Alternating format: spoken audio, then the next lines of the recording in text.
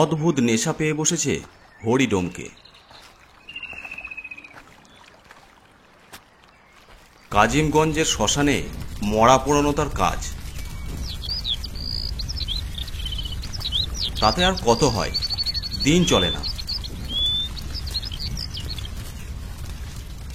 এই সময় ওর বন্ধু মনসুর একটা প্রস্তাব নিয়ে এলো। বলল, শোন হরি, তোকে গোপনে একটা কথা বলি। এ কথা যেন কেউ না জানতে পারে। তোর ছেলে বউ নয়। আমার কথা মতো কাজ করলে তুই টাকার গদির ওপর বসে থাকবি। চমকে উঠল হরিডম। মনসুর আলী বলে কি? নুন আনতে পান্তা ফুরোয় যার, সে বসবে টাকার গদিতে? লোভে চকচক করে উঠল হরিডমের চোখ দুটো। করব, তুমি যা বলবে আমি তাই করব। বলো কি করতে হবে? শোন, মরা নিয়ে এখন বিরাট ব্যবসা চলছে। মরার হাড় কঙ্কাল সব মোটা দামে বিক্রি করা হচ্ছে। তার চেয়েও বেশি দাম সদ্য মরা টাটকা বেওয়ারিশ লাশ। এরকম কয়েকটি যদি জোগাড় করে দিতে পারিস, তোর আর কোনো অভাব তো থাকবেই না। সুখে দিন কাটাতে পারবি। আমি তো মরা পুরোই। যারা সঙ্গে আসে তারা তো দাঁড়িয়ে থাকে। এরকম সুযোগ কোথায় পাবো? বোকার মতো কথা বলিস না হরি। পুরানো ছাড়া বেওয়ারিশ মরা পাস না? সেগুলো কি করিস? তবে সে আর কটা, মাঝে মধ্যে একটা আধটা, তাতে কি হবে? অত হিসাব আমি জানি না হরি। তোকে একটা ভালো প্রস্তাব দিলুম, করবি তো কর। চোরগুপ্তার মাঠের উত্তর কোণে যে ছোট ঘর রয়েছে, আমরা ওই ঘরে প্রত্যেক রাতে থাকি। যারা আমাদের সঙ্গে কাজ করে, গভীর রাতে তারা মরা এনে দেয়, টাকা নেয়, চলে যায়। আমরা সেই মরা ভোর রাতে ভ্যানে করে ঠিক জায়গায় পৌঁছে দিই। যদি পারিস জোগাড় করতে, তাহলে রাত 12টার পর লাশ নিয়ে যাবি, সঙ্গে সঙ্গে নগদ টাকা পাবি। রাতারাতি বড় লোক। তবে একটা কথা শুনে রাখ হরি, পারিস বা না পারিস, কথাটা 5 কান করবি না। জানতে পারলে আমার দলের লোকেরা তোকে লাশ বানিয়ে রেখে দিবে। আমার কিছুই করার থাকবে না। না না, সে কেউ জানবে না। ভাগ্যক্রমে 7 দিনের মধ্যে দুটো বেওয়ারিশ লাশ পেয়ে গেল হরিডম।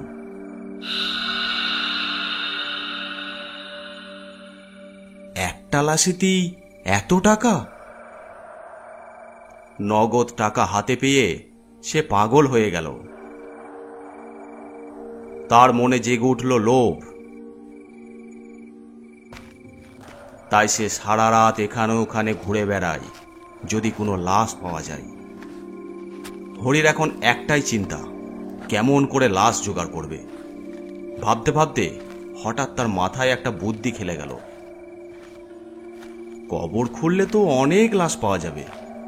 যেগুলো কঙ্কাল হয়ে গেছে, পচে ধসে গেছে, সেগুলোর জন্য দাম কম পেলেও টাকা তো পাবো।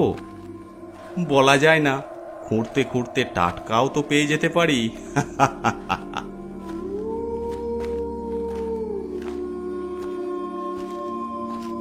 কবরস্থানের ওইদিকে অনেকেরই চোখে পড়েছে গভীর রাতে কবরের আশেপাশে একটা ছায়া মূর্তি ঘোরাঘুরি করে। ভূতের ভয়ে আজকাল আর কেউ ওদিক দিয়ে রাতের বেলা যায় না। তাতে হরির আরো সুবিধা হলো। হরির আজ কোনো অভাব নেই, দিব্যি রমরমিয়ে চলছে তার ব্যবসা। হরির বাড়ির কাছাকাছি একটা পুকুর ছিল। ওপারে কয়েক ঘর নিয়ে একটা বস্তি। সেদিন সকালে ওপারে চেঁচামেচি, কান্নার শব্দ।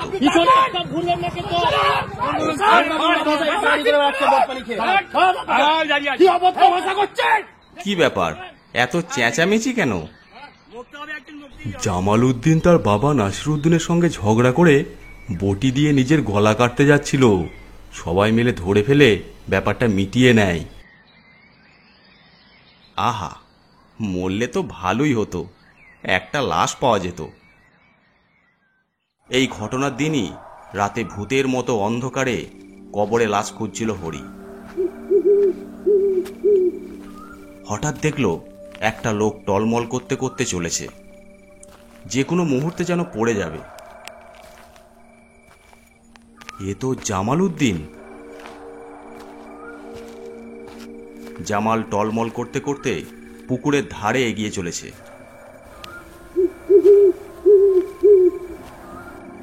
হরি জামালের পিছু নিল। যদি পুকুরে পড়ে যায়, সাঁতরে ওঠার ক্ষমতা জামালের হবে না, আর তাহলে সে এক্ষুনি লাশটা নিয়ে জমা দিয়ে দিবে। কিন্তু জামাল তো পড়ছে না। উত্তেজনায় ঘামছে হরি। পড় না রে, পড়ে মর। কিন্তু জামাল পড়ছে না। টলমল করতে করতে ও ঠিক পেরিয়ে যাচ্ছে। আর কিছুটা গেলেই সে পেরিয়ে যাবে পুকুরটা। হরির আশায় ছাই পড়ল। টাটকা লাশ আর তার পাওয়া হলো না, আর মোটা টাকাও ফসকে যাবে। মাথায় খুন চেপে গেল হরির। বিবেক বুদ্ধি লোপ পেল। ছুটে গিয়ে জামালকে পিছন থেকে একটা জোরে ঠেলা মারল। সঙ্গে সঙ্গে জামাল ছিটকে জলের মধ্যে পড়ে গেল। হরিও মুহূর্ত দেরি না করে ঝাঁপিয়ে পড়ল জলে। জামালকে টেনে নিয়ে এলো ঘাটের কাছে। তখনও জামাল বেঁচে, এখনো মরে নাই। হরি জামালের মাথাটা বেশ খানিকক্ষণ চুবিয়ে রাখলো জলের মধ্যে। একটু ছটফট করে জামাল নিস্তেজ হয়ে গেল। আনন্দে নেচে উঠল হরি। জামালের নিথর শরীরটা তুলতে গিয়ে কি যেন হঠাৎ মনে করে থমকে গেল হরি।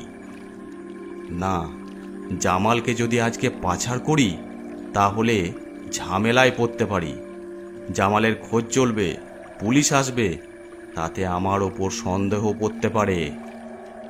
নানা রকম ভেবে সে জামালের শরীরটা পুকুরের ঘাটে এমনভাবে রাখল যেন জামাল নেশা করে পা হড়কে পুকুরে পড়ে গেছিল, কিন্তু সম্পূর্ণ উঠতে পারেনি।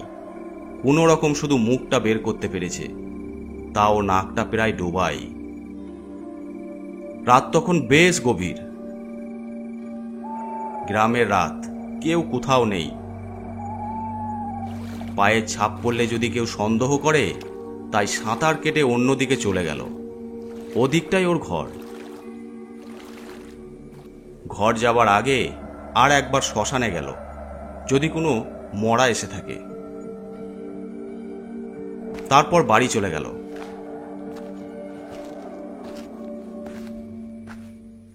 পরদিন সকালে পুকুর পাড়ে কাপড় কাচতে এসে ব্যাপারটা প্রথম লক্ষ্য করলো নাপিত বউ। তার চিৎকার চেঁচামেচিতে লোক জড়ো হলো। ছুটে এলো নাসির উদ্দিন। ছেলের এমন অপঘাতে মৃত্যুতে চিৎকার করে কেঁদে উঠল। ঝগড়া হোক আর যাই হোক, ছেলে তো। হরি ভালো মানুষের মতো এসে দাঁড়ালো। কি ব্যাপার গো, কি হয়েছে? নাসির উদ্দিনের ছেলে জামাল উদ্দিন মারা গেছে। কেউ সন্দেহ করল না তাকে। সারাদিন কেটে গেল। সন্ধেবেলা জামালের মৃতদেহ কবর দেওয়া হলো। হরিও গেল। আহা, প্রতিবেশী বলে কথা। কবর দেওয়া হয়ে গেলে যে যার ঘরে চলে গেল। হরিও শ্মশানে চলে গেল। অপেক্ষা করে রইল কখন রাত হবে। রাত 12টা নাগাদ কোদাল আর একটা কাপড় নিয়ে হরি চলল কবরখানার দিকে। গ্রামের রাস্তা, চারপাশে গাছপাল্লা। হরি গাছপাল্লার ভেতর দিয়ে নিজেকে আড়াল করে চলল জামালের মৃতদেহ বের করে আনার জন্য।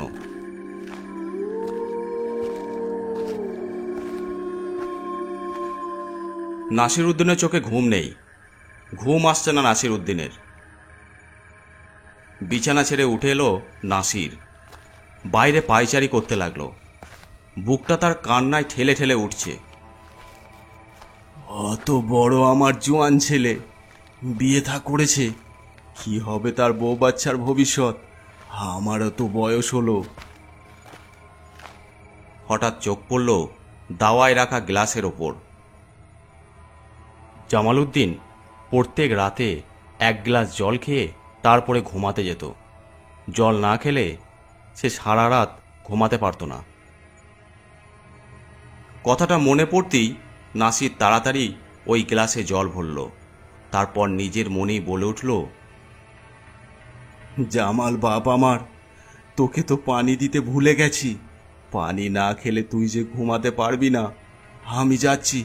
আমি যাচ্ছি তোর জন্য পানি নিয়ে, একটু অপেক্ষা কর। এক গ্লাস পানি নিয়ে কবরস্থানের দিকে ছুটতে লাগলো।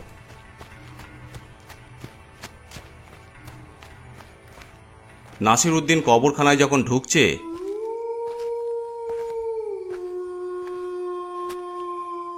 হরি তখন জামালের দেহ বের করে কাপড়ে মুড়ে একপাশে রেখে কবরে মাটি চাপা দেওয়া শেষ করেছে। নাসিরউদ্দিন যখন কবরখানার ভিতর গেল, হরি তখন পিছনের পথ দিয়ে কবরখানার পাঁচিল পেরুচ্ছে। কবরের কাছে গিয়ে জলটা কবরের পাশে রাখতেই চমকে উঠল নাসিরউদ্দিন। কি ব্যাপার? কবরের মাটি আলগা কেন? জামাল কি জেগে উঠল? দু হাতে মাটি সরাতে লাগলো। হে কি, জামালের দেহটা কোথায় গেল? উঠে দাঁড়ালো নাসিরউদ্দিন। দু চোখ বাঘের মতো জ্বলছে। উঠে দাঁড়াতেই লক্ষ্য করল পাঁচিল পেরিয়ে কে যেন যাচ্ছে। তার কাঁধে কাপড় মোড়ানো কিছু। হরি এই কাজ করেছে? নাসিরউদ্দিনের চিনতে অসুবিধা হলো না হরিকে। প্রচণ্ড রাগে, দুঃখে, যন্ত্রণায় থর থর করে কেঁপে উঠল। চিৎকার করে ডাকল, হরি!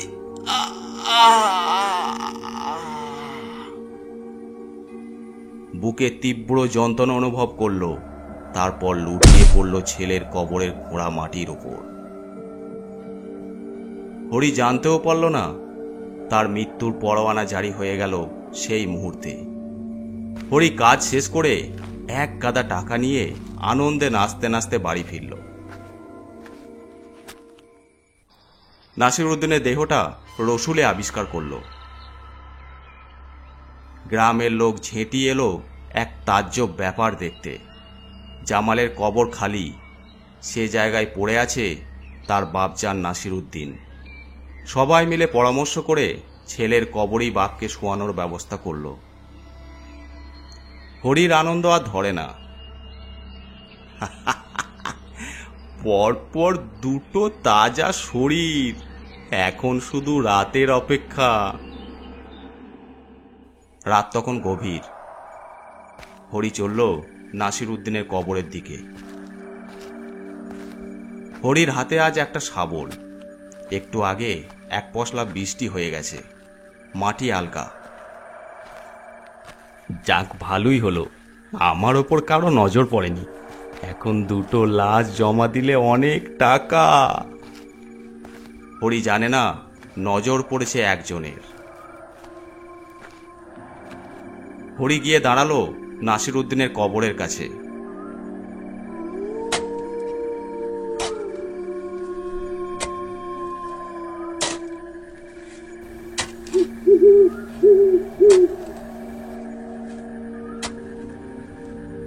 সামান্য পরিশ্রমেই মাটি সরানোর কাজ শেষ হয়ে গেল। হরি দুহাত বাড়িয়ে নিচু হয়ে দেহটা তুলতে গেল। সঙ্গে সঙ্গে কিসের আঘাতে ছিটকে পড়ল দুহাত দূরে। দেখল নাসিরউদ্দিন কবরের সামনে দাঁড়িয়ে জ্বলন্ত রক্ত চক্ষু নিয়ে তাকিয়ে আছে হরির দিকে। এ কি? এ তো নাসিরউদ্দিন, ও তো মরে গেছে। তুমি তো মরে গেছো। মরেছি, আবার ফিরেও এসেছি তোকে মারবো বলে। তুই কি ভেবেছিস আমি বুঝতে পারিনি? সেদিন রাতে আমি মারা যাবার ঠিক আগে দেখেছি তুই আমার ছেলেকে তুলে নিয়ে গেছিস। সেদিনে আমি তোকে শেষ করে দিতাম, কিন্তু আল্লাহ বাদ সাধলেন। সেই মুহূর্তে আমার হৃদযন্ত্রের ক্রিয়া বন্ধ হয়ে গেল। আজ তোর কোনো নিস্তার নেই। আমার খিদে পেয়েছে, খেতে দে হরি আমাকে। আমাকে ছেড়ে দাও নাসিরউদ্দিন, আমাকে ছেড়ে দাও। আমার ভুল হয়ে গেছে, আমি এসব কাজ আর কখনো করব না। আমাকে ক্ষমা করে দাও। হরি ছুটে পালাতে গেল।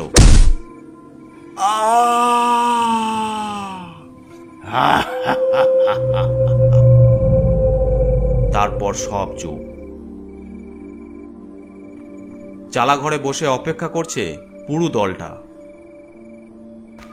মনসুর পায়চারি করছে অস্থির হয়ে। এমন সময় খুট করে একটা শব্দ, দরজা খুলল।